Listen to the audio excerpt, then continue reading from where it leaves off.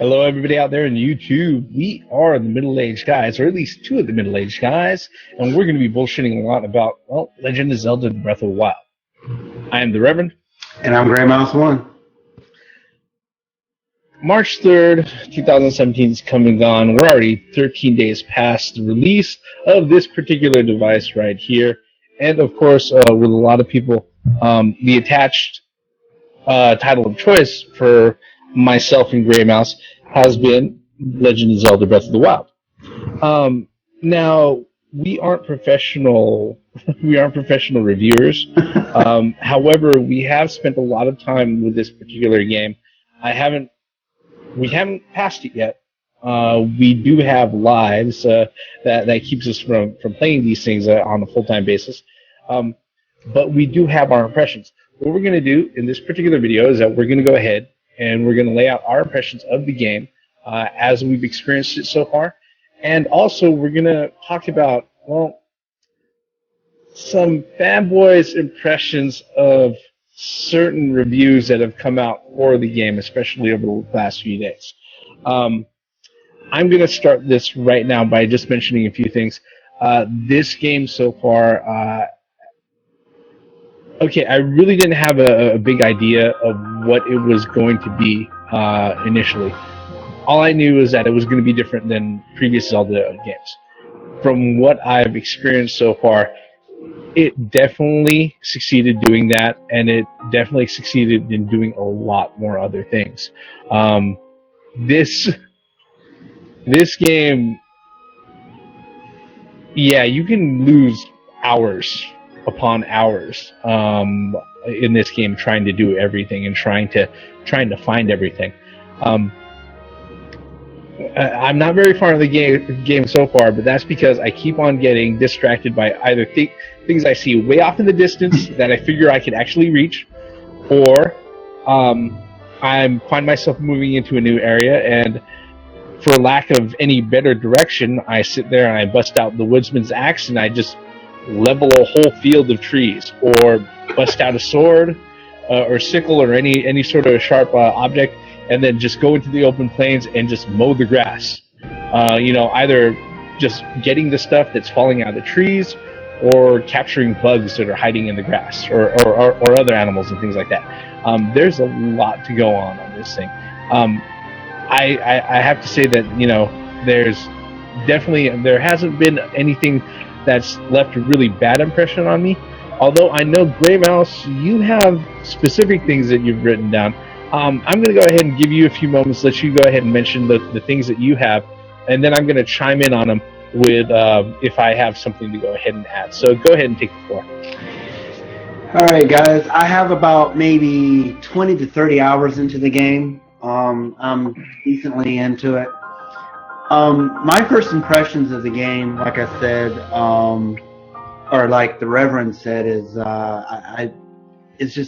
it's different than what we're used to, and it's more of a kind of a calling back to the roots of Zelda on the Nintendo back in the day with its open world. Some of my thoughts, though, I feel that I thought was pretty important just for a impression. I love the graphics and the art style. I love the way they went this time.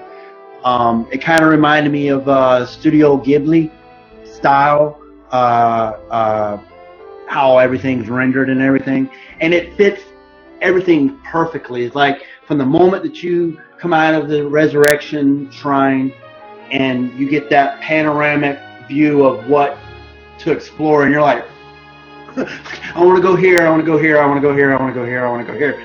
And like the Reverend said earlier, it's a huge open world, and you could get lost real quick. Something like you have a set path to go if you want, like the main quest or whatever.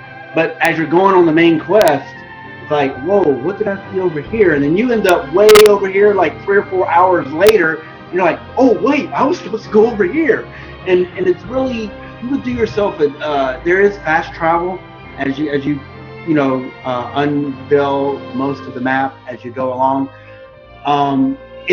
I highly recommend, and you'll be doing yourself a complete displeasure or disservice rather, by fast traveling, because Hyrule is just so big, so full of life and things to do. Then it's just so much fun to get from place to place. That was one of the things that kind of bugged me with a lot of the detractors. They were saying that, oh, it's so big and empty. It's okay. It's not sprawling with people. It's not sprawling with NPCs, and it's not sprawling with enemies. Mm-hmm. But the one thing that I will say is that that doesn't mean that there's nothing to do. Literally, you can lose hours just climbing trees and finding things hidden in trees. Yep. It sounds really stupid, but you can do that, Or like I said, once you find the woodsman's axe, you can sit there, you can spend hours just leveling the whole forest if you want to. Okay, just clearing out all the fucking trees if you want to, or taking a sword and cutting grass. There's definitely a lot of things to do, and there's definitely a lot of things to see. The one thing that kind of gets me every time I get into the game is that, like you had mentioned, I'll notice something really shiny off in the distance, and I'll say, "Can I make it over there?" And after walking a little bit, I'm like, "Yeah, I can make it over there. This should only take a little while." But then I'll find out that I've already wasted like an hour and a half getting there and trying to find out what else is around there. It's actually rather impressive how that all handles itself. So. And also, it has, speaking of like open world and stuff like that, it has some homage. It pays a lot of homage to the Link to the Past and the other various games, because you could actually hold the Y button down and you could charge up your attack and spin around and clear stuff. Yeah. I mean, you may run once you get further into the game, you get into more of these areas like Hyrule Field. What do you expect? I mean, the Nintendo 64 version, Ocarina of Time, that was a huge open space with nothing in it.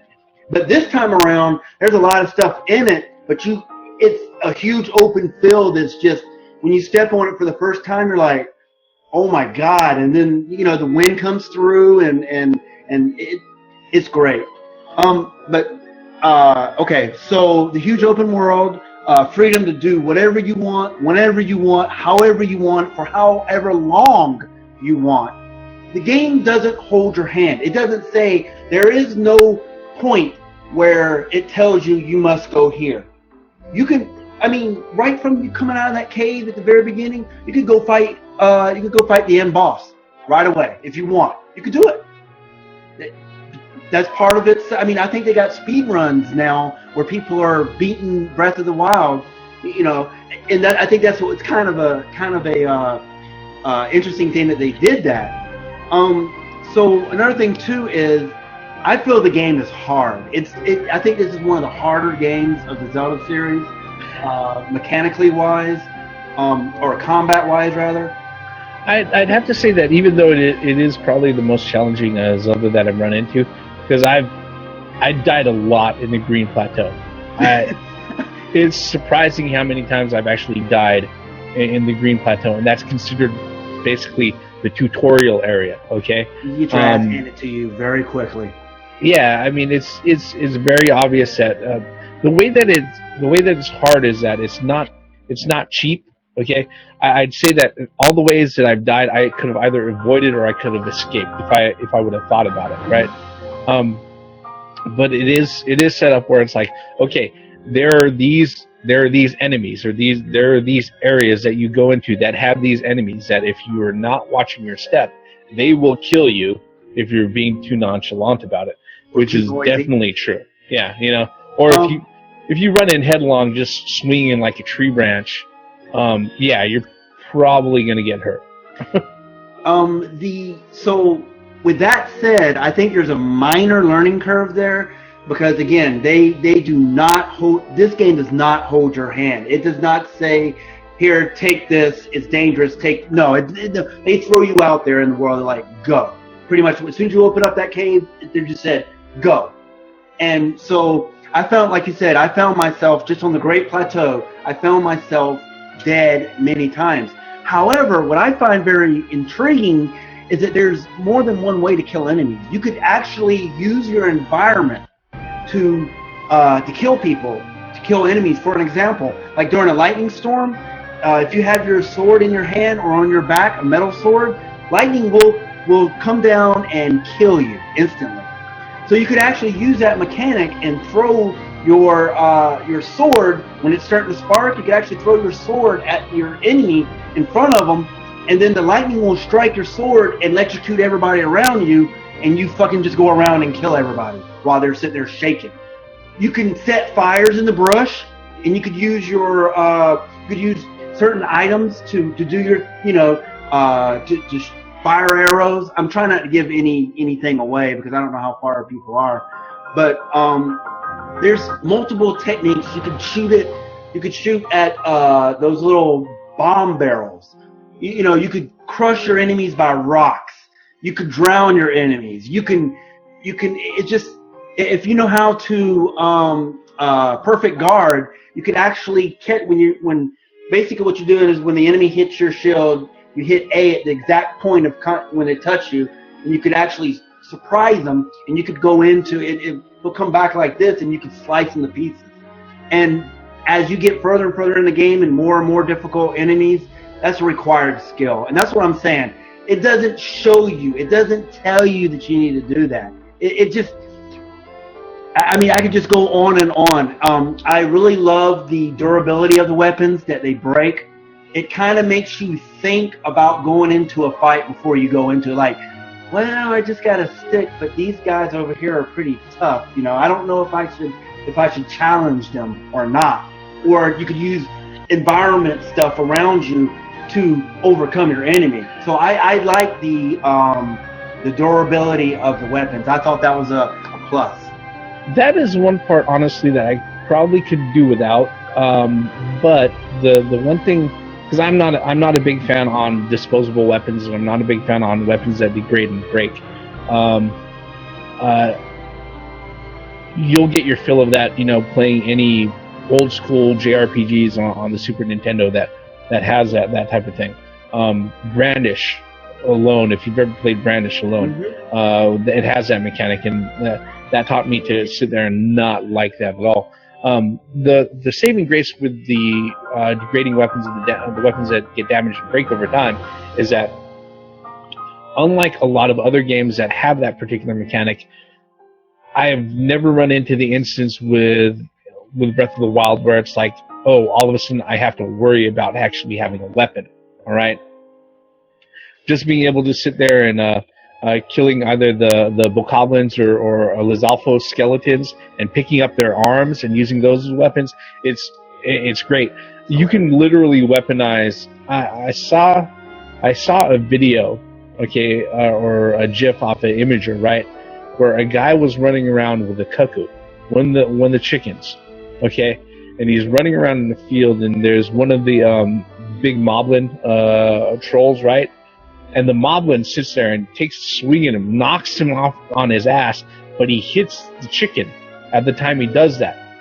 All of a sudden, the angry chicken storm that's been there ever since, Link's Awakening, all right, on the Game Boy, that happens and it kills the moblin and the other enemies around him too. I was like, that is just fucking ingenious. Somebody, figured out how to weaponize the chickens.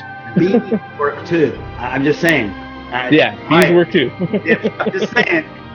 And I think that's what the fun. There's so many ways to kill enemies. You're like, it's just pure genius. I mean, like you said, I've seen that same one with the chicken.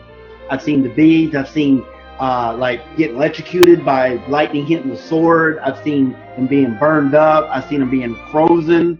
And the thing is, though, the way the mechanics are in the game is the combat mechanics is common sense. If you freeze something and you hit it, it shatters into a million pieces, just like a la T-1000 or I'm serious. It's just, I was like, wow, they thought of that.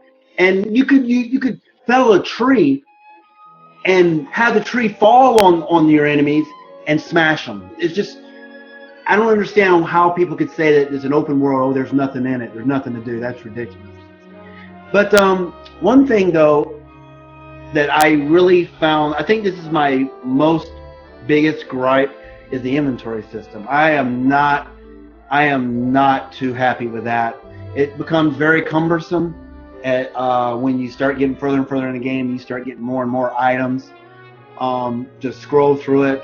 For example, one tab is for your items and stuff, and they sort items, all items. I mean, your insects, your apples, or your food, your meats, all that is in one little section. But there's several pages of it. And when you're sitting there going through it, and we're trying to do cooking, which I highly recommend you do because that's going to help you out later to experiment with your cooking. But it becomes really, I don't know, I don't like it at all, to be honest. I didn't mind it that much because it could have been worse. Well, yeah, you're right. It could have been, but it could have been a lot better. They could have sorted all the. I mean, you could hit the sort button and it will do it for you. But I was more looking for another tab, like on an Excel sheet. You know, okay, this is my food. This is my items. This is my ore. This is my insects. You know, it would have been a little bit better than the way they have it. But I understand why they did that. I think what's up is that it's just kind of it kind of illustrates how many things, you know, the overwhelming amount of things that you actually get a hold of. Oh yeah. I know it could have been worse if they decided to just go ahead and say, oh hey, look, you have 12 pockets, make do. Yeah. All right. You know, or I feel it's kind of that way. I mean, because like the item screen, it has like 1, 2, 3, 4, 5, 6 different tabs or however many they are. Because you got to sit there and scroll through your stuff, is what I was saying. Yeah. I think it would have been easier to have, okay, here's my food, here's my insects, here's my rocks, here's my whatever that my ancient parts. Here's, you know what I mean. But generally speaking, though, the one upside to it is that they don't sit there and they don't create a situation where in certain other games where if you open up your inventory and you're in the middle of combat, you die because guess what? While you're rummaging through your inventory, everybody else is still killing you. All right, you know, at least it's not that particular situation. You're absolutely right. The action does stop. In fact, I got down to like not even I think a third of a heart, and I paused it or went to into the menu and actually was able to eat food. Because I didn't have to worry about one, you know, I mean, the game's hard, so I don't think they wanted to make it so hard where you can't even go into your inventory and you still get your ass beat. But definitely. There are fast buttons where you could actually get to your swords and your arrows. Yeah. Right? Yeah. So that's good. One thing too, I forgot to mention when we were talking about the topic or the combat. They have a lock-on mechanism like they did in Ocarina of Time. So which makes sense for 3D games. Correct. Yeah. And they did it pretty good with that. So with me, the controls a bit cumbersome to me. Simply because I keep like sometimes when I'm in the middle of something, I mean to pull out my what do you call it? My arrows or my bow, and I end up actually pressing the wrong button, or I explode the bomb at the wrong time. I guess maybe it's I don't know what I think it's kind of sometimes I get screwed up on that, especially to where the shield button is and also your rune button. I keep getting those mixed up every now and then when I'm trying to block something. I actually end up using a rune. So that kind of screws me up. The horseback riding is not perfect. I know that once you tame the horse and whatnot, and you get it going well, to where it's 100%, you know, like you or whatever, where you could actually let the horse go and it will follow a path. That's brilliant AI. I agree with that. But it's very cumbersome to turn. Like if you want to control the horse, and you're in the middle of fighting a couple of goblins on horseback, and you're fighting on the horseback, even though you got that enemy lock, it's I don't know. Maybe I'm not doing it right, but I think it's clunky in that aspect. Well, I think it's a bit more accurate in the fact that you're literally riding another animal. All right, even though you're trying to steer, it's still up to that animal to go ahead and go where you need to go. I do know, as far as the horseback riding goes, that the one thing that has me excited about messing around with that, maybe it's because I've spent a lot of time, just trying to tame wild horses, is that the ability to go ahead and go after other mounts and to tame other, being able to ride other things that are out there, also opens up the possibility of, some horses are better at doing certain things, or some mounts are better at doing one thing over the other. Oh yeah. Yeah. I mean, I saw a picture of some guy running around on a skeleton horse. Yep. So it's possible to tame the skeleton horses. I think it's one of those other things that it kind of amazes me that they decided to go ahead and handle that and throw that in there as something else that you could do. All right. So moving on, character development. The little bit of, I'm not going to spoil any of the story, guys, so don't worry about that. But I will say this.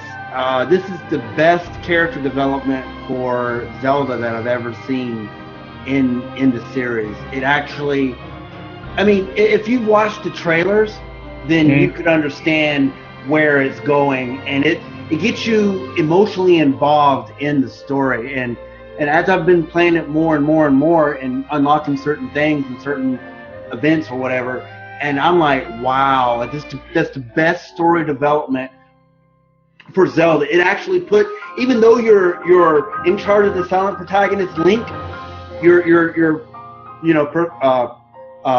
him, but you still feel that Zelda is the main character. It's just amazing. It just works very, very well. I'm really pleased with the character development with Zelda. I mean, it's an emotional roller coaster. Yep. And then that go right along with it's a meaningful story. It has a purpose. It's not get from A to Z. It's about getting there. It's not about getting to Z, but it's about your time getting to Z is where the focus is.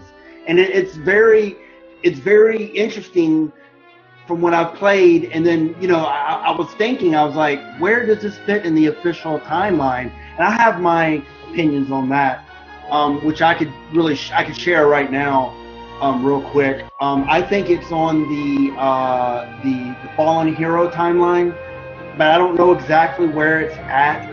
But I know it's after Ocarina of Time, so I'm thinking it's before Link to the Past. It's in this area because, anyway, I think it's the Fallen Hero timeline, simply because you're actually waking up, and so something happened. Like I was saying too, dynamic day and night cycle. There is stuff that you can only do at night. There's stuff that you can only do at day. There's certain enemies that only come out at night. There's certain enemies that only come out in day. There's certain insects that come out at night. It's only certain plants grow at night. Go figure, or bloom at night rather. It's completely dynamic. Go ahead. You have something to add to that? No, I mean I'm just glad that they didn't make it operate like a time limit, like it did with Majora's Mask. But yeah, I was going to mention that. Yeah, it's not the first time that they've actually included like a day and night cycle for a Zelda game, but it definitely influences a lot as far as what you can do and how you actually approach things. Actually within the game. Also, dynamic weather cycle. We've actually touched on that a little bit. Like during a lightning storm, you could do certain things. You go into freezing areas. You go into burning areas. You go into windy areas, and you got your sunny times. You got your cloudy times. You got your pouring down rain. You got your thunderstorm time. It's just really dynamic, extremely dynamic. And to add with that, also, you mentioned Majora's Mask, but I'm going to have to say a little bit. You've played enough to know certain things happen on a cycle. Yeah. So you got the blood moon that comes out every so often. that's what I was saying, dynamic time cycle, and it's a time cycle, and the mechanic, it ties into the story, which makes fucking sense, is what blows my mind. Is like, okay, and then just a little hint here is that the enemies that you killed prior to that, they actually get stronger. They actually level up each time that blood moon comes by. So this time you may have an orange goblin. Next time you'll have a blue one. Next time you'll have a white one, or whatever. It's going to rank it up. Mm-hmm. So that's another thing that's going on with that blood moon, but it's all tied into the story. The puzzles, they actually test your mind and skill. As in, it's actually physics puzzles, is what I'm saying. Some of the puzzles are just like, you got to scratch your head, like, and you got to think really outside the box to pass them, And then you got your simple puzzles where it looks like a bunch of boulders together on a rock that doesn't look normal, and you throw a bomb at it and it blows it up, and you reveal a shrine or a chest or a whatever. So it still has those Zelda, the spirit of exploring. Yeah. The shrines, I think there's 120 or 140, something like that. Something like that. And then quite a few of them. Yeah, there's a bunch of them. And then since we're going into the shrine, let's go into the dungeon. There's only 4 main story dungeons, which everybody's complained about it.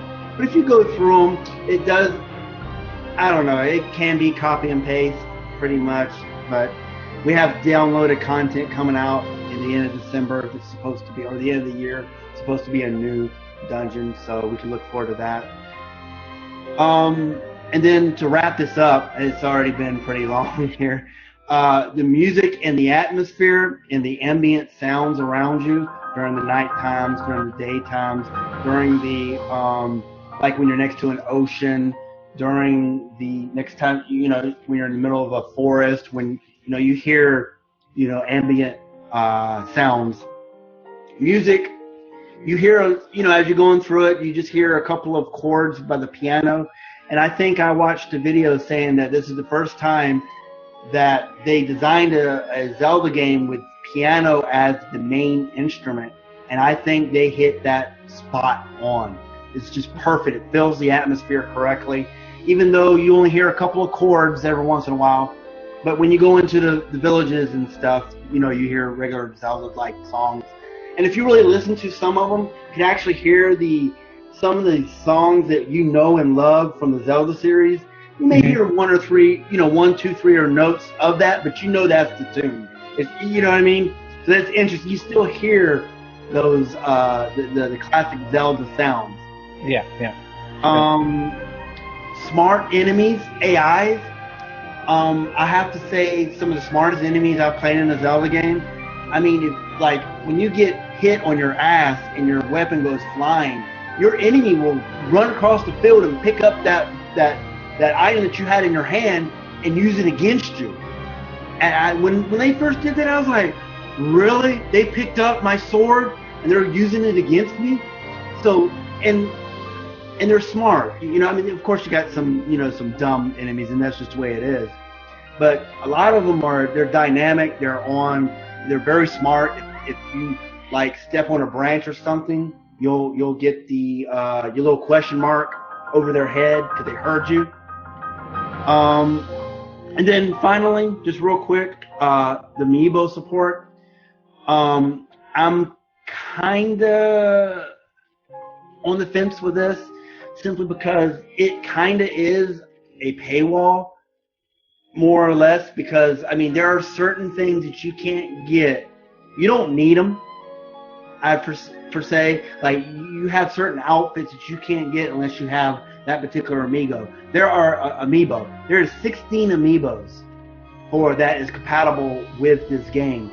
Now, some of the amiibos, I think that you could actually get fruits, and you could actually get bomb replenishments, and there's a lot of stuff that comes out of those chests that other people wouldn't have or be able to have access to because they don't have the amiibo. So I think that's pretty shitty. I mean, it's a it's Nintendo. I mean, they're going to get their money no matter what. But at least the people that have paid that $14 in an amiibo since the beginning of the Wii U, I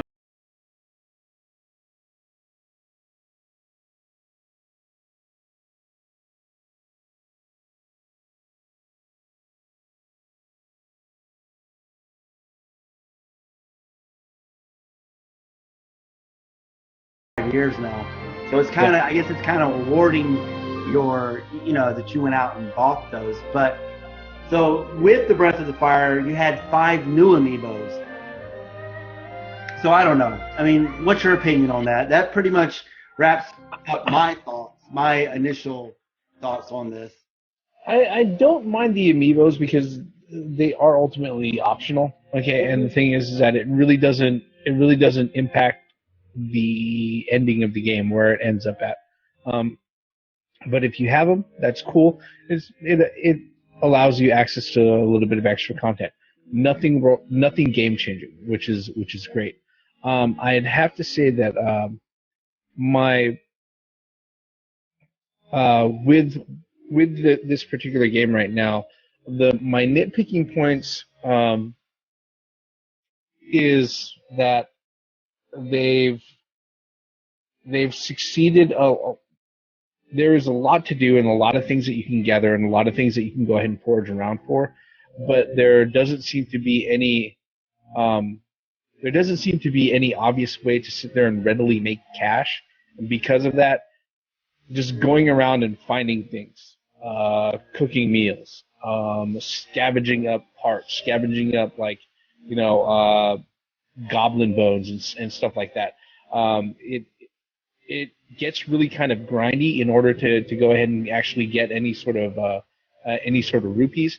Because the thing about it is that one of the things I noticed in my short time that I've been playing it is that um, the things that have actually made some of the biggest influences at all as far as what I'm able to do in the game has actually been the equipment or like the suits that I've been equipped with and the stuff that I'm actually able to wear.